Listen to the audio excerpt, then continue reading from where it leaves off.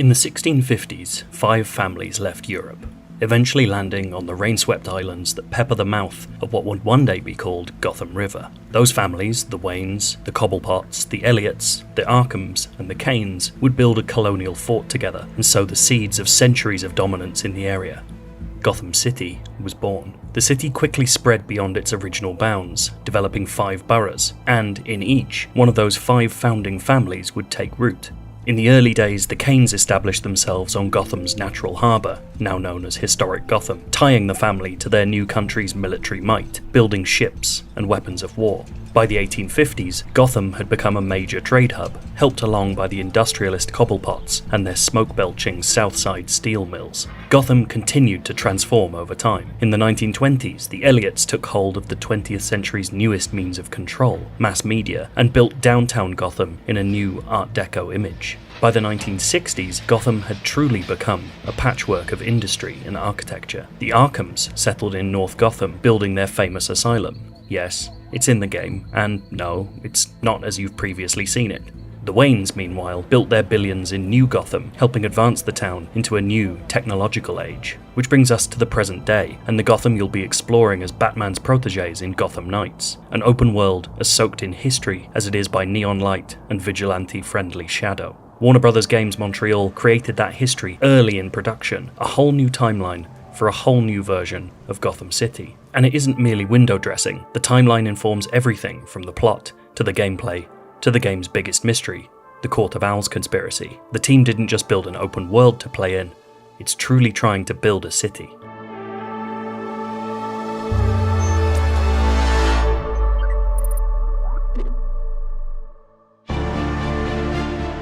Key to this take on Gotham are those 5 boroughs and the worldview of the families that historically controlled them. So for us, the 5 boroughs, it started with the families. The families moved there, they built imposing structures within those districts. So then we build around that to where the identity for those districts really is based off of that family. Within those boroughs, the team tries to tell stories without simply having someone speak them out loud. If you visit a city in real life, it's hard to tell some of that history. So because we're making a game, really what we want to do is kind of obviously reveal some of that stuff. So there's a lot of areas that are kind of stuck in time, like even something as, kind of generic as construction, like it becomes interesting when it's halted construction or it's now abandoned and overgrown or it's ruins, all those things are more interesting for the player than just a modern city. So we tried to have a lot of those areas where it's almost stuck in time so the player can really experience what it was back then a little bit too and see how the city evolved.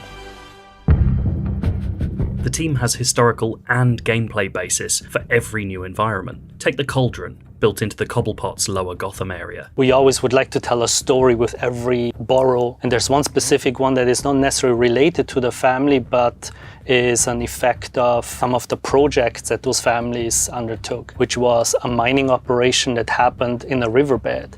So they decided to wall off 2 sides of a portion in the water and they dredged it for mining operations. It would attract workers for the mining operation. It was low-cost housing. It remained like actually a slum. The Cauldron's history is written into its walls, with tumble-down buildings and cramped, unplanned streets, all set in the shadow of the more prosperous districts around it. But all of this is a distinct gameplay choice too. This spot is kind of like a transition area between the financial district and the south side. So we have like 2 very different themes while being in a 3rd theme that is very organic, has a complete different way for the player to navigate over. It's a lot more parkouring.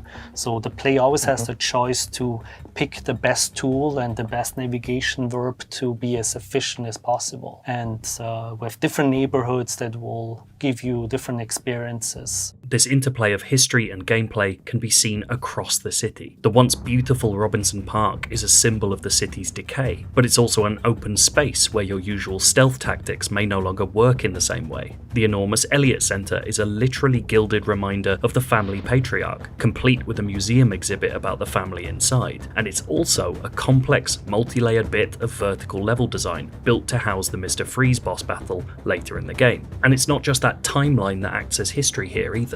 While this is a new take on Gotham, it includes many references to the comic books it's drawing from. Of course, there are buildings you'll know, right down to deep-cut references like Noonan's sleazy bar from Garth Ennis's Hitman series, but the very fabric of Gotham itself acts as an Easter egg in places. Perhaps most interesting is that this Gotham has a public history and a secret history. We already know the game will centre on the Court of Owls, a shadowy, manipulative group born of the founding families. Gotham itself will reflect that conspiratorial past too. One of the things that we love about the Court of Owls, aside from the fact that, that it's a new, fresh addition to the Batman canon, is that they represent a threat that is so embedded and so intrinsic to Gotham City that even Batman doesn't know about it. And the notion of a threat that is so intimately tied to a city that he considers to be his city, that he knows like the back of his hand, that he's been patrolling for literally decades at this point. That's a very intimidating and scary idea. With that in mind, what we knew is that we needed to give you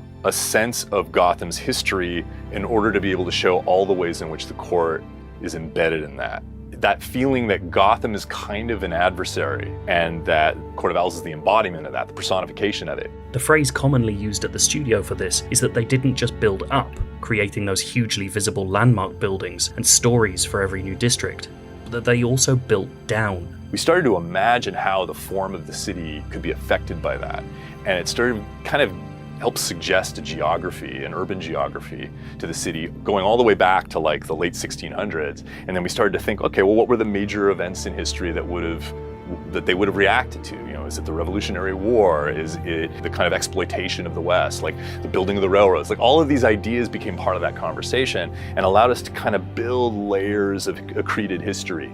And we built it up and we built it down. Like we said, okay, what's buried under the city? Like what are the hidden secrets that you can find in the course of investigating the Court of Owls? Naturally, the team isn't talking too much about what those buried secrets might be, but we see hints of it as we're shown Gotham's open world. A seemingly nondescript building might be a gang hideout, which leads to a tunnel system that brings you into an exit into Gotham that you would never have guessed at, for example.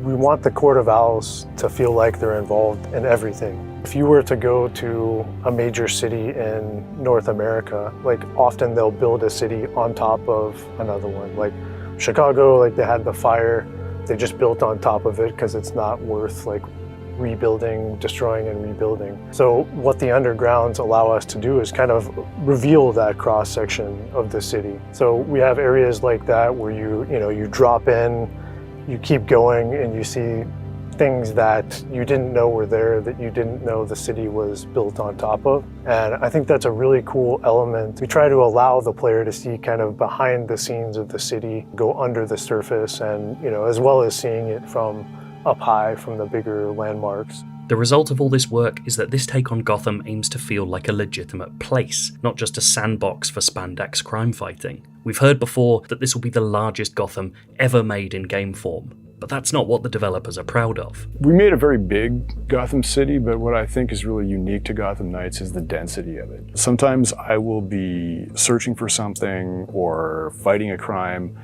and not realize how close to me something else is happening that I'm going to want to interact with afterwards or before. There's just such a depth of nooks and crannies to explore inside our city, and I think that that's really unique to Gotham Knights. The idea of a Gotham packed with references, miniature histories, and sinister mysteries is alluring. After all, this is the promise of a town with real backstory, that it's not just the people living there who'll help tell the story, but the city itself. Gotham has been many things to many people. It's appeared in comics, movies, and gaming worlds. It's been reinvented repeatedly, traveling through time with us from block color 40s issues of Detective Comics to the grey monoliths of Christopher Nolan's trilogy. But all of those versions of Gotham have been snapshots of a city in its current form. Perhaps the most interesting thing about Gotham Knights' version is that we won't just see the city as it is, but hopefully learn what it's been.